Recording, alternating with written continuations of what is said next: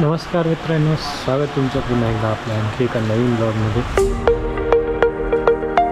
तुम्ही विचार करत असाल तो काय रेनकोट वगैरे, तर आज सकाळीच मी 5 वाजता निघालो होतो त्र्यंबकेश्वरला जाण्यासाठी।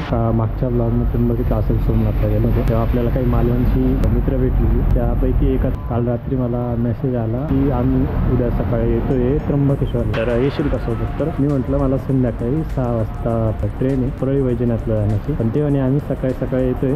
तर म्हटलं ठीक आहे मग जाऊया सोबत। तर त्यांना त्र्यंबकेश्वर दर्शन करायचं होतं आणि ब्रह्मगिरीचा ट्रेक करायचा होता, सोबतच दुर्गभंडारचाही ट्रेक करायचा होता। तर म्हटलं ठीक आहे, सकाळपासून दुपारपर्यंत होईल तेवढं फिरू आपण, आणि त्यानंतर मग आपल्याला जायचं आहे परळी वैजनाथला। तर याच्यानंतरचा जो ब्लॉग असणार आहे तो आहे परळी वैजनाथचा। ब्लॉग येईपर्यंत मी जाऊन आलेला असेल, कारण की हा ब्लॉग तिकडनं आल्यानंतरच एडिट होणार आहे। आज संध्याकाळीच निघायचं आहे, 6-6:30 वाजता ट्रेन आहे आपली। ती लोक ऑलरेडी जाऊन पोहोचलेली आहे, ती सकाळी 4 वाजताच नाशिकमध्ये आलेले। माझ्या अगोदरच त्र्यंबकेश्वरला पोहोचलेले। मी सकाळी उठून 5 वाजता निघालेलो होतो, आणि आता पाऊस बघा तुम्ही किती जोरात आहे, म्हणजे थोडं राहिलं आहे आता त्र्यंबकेश्वर, आणि थोड्यावरती असा जोरात पाऊस आला।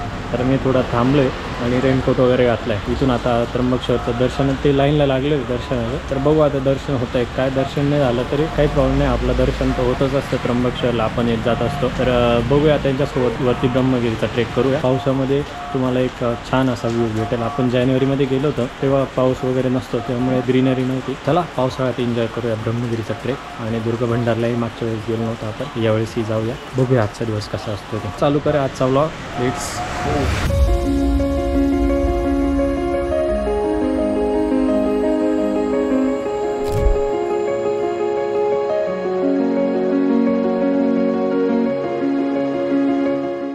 आणि मित्रांनो, मी आता त्र्यंबकेश्वरला पोहोचलोय, पण थोडा उशीर झाला आहे, त्यामुळे आपले जे पाहुणे होते ते दर्शनासाठी लाईनला लागलेले। मला जाता उशीर होईल, ते लवकर निघून येत, त्यापेक्षा मग मी आता त्यांना म्हटलं तुम्ही दर्शन करा, बाहेर या, आणि मग आपण सोबत ब्रह्मगिरीला वरती जाऊया। आता त्यांना थोडा वेळ आहे, तोपर्यंत मी तुम्हाला काही नजारे दाखवतो ब्रह्मगिरीचे। ते नजारे बघा एकदम मस्त। मी थोडा असा बाजूला आलेलो आहे एकटाच, मस्तपैकी पाऊस चालू आहे। समोर एक छोटासा हे बंधारा आहे, आणि त्यासोबतच तुम्हाला मी ब्रह्मगिरीचे पर्वतही दाखवतो। छोटे छोटे वॉटरफॉल आहे, ते वॉटरफॉल असे एकदम महादेवांनी जटा आपटल्यानंतर जसे काय पाण्याचे झरे वाहत आहे असे दिसत आहे, तेही बघा। आणि ते मित्र आले की त्यांचं दर्शन झालं की आपण जाऊया वरती ब्रह्मगिरीवरती। तर आता थोडे व्ह्यू एन्जॉय करा तुम्ही।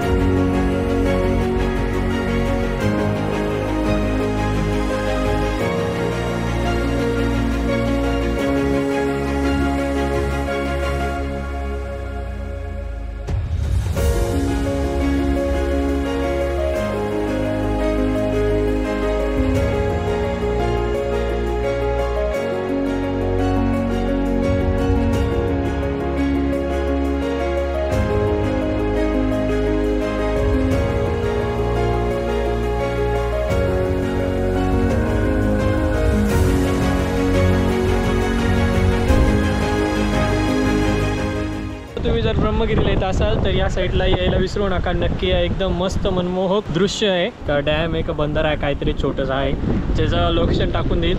त्या साईडच्या रोडने नक्की या आणि हा नक्की अनुभव करा।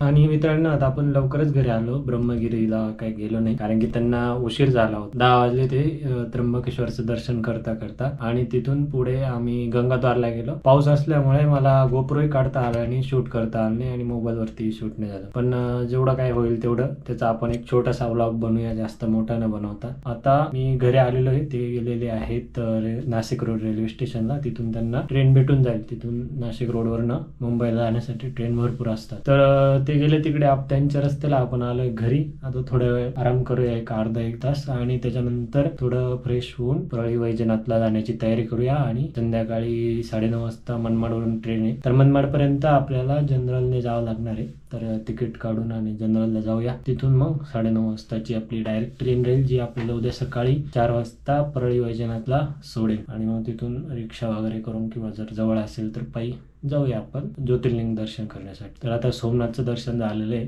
आणि त्यानंतर लगेचच ते मुले इकडे आली. आज ऍक्च्युली सोमनाथचा ब्लॉग एडिट करून अपलोड करायचा होता. आल्यानंतर काही जमलंच नाही. शुक्रवारी आलो. शुक्रवारचा दिवस येण्यात आणि थोडं काम होतं ते बाहेरच त्यातच गेला. शनिवारी रविवारी थोडा आराम करून ते दुसरे क्लायंटचे जे व्हिडिओज होते ते व्हिडिओज बनवण्यात वेळ गेला. रविवारी थोडा एडिट केला सोमनाथचा ब्लॉग, पण पूर्ण झालेला नव्हता, त्याला वेळ लागणार होता. आणि त्यातच रविवारी संध्याकाळी ओमकारचा मेसेज आला की आम्ही उद्या सकाळी नाशिकला येतोय. सकाळी लवकर जायचं होतं, त्यामुळे तो ब्लॉग काय एडिट झाला नाही. तर तो आता परळी वैजनाथवरून आल्यावरतीच होईल. त्यामुळे तो ब्लॉग आता डायरेक्ट शनिवार रविवारीच येऊ शकतो सोमनाथचा. त्याच्यानंतर आता हा ब्लॉग येईल आणि याच्यानंतर येईल आपला परळी वैजनाथचा. तर आता आजचा ब्लॉग इथेच एंड करूया. भेटूया आपण पुढच्या म्हणजे परळी वैजनाथच्या ब्लॉग मध्ये, ज्याची सुरुवात पण इथूनच होऊ शकतो. तोपर्यंत टाटा बाय बाय.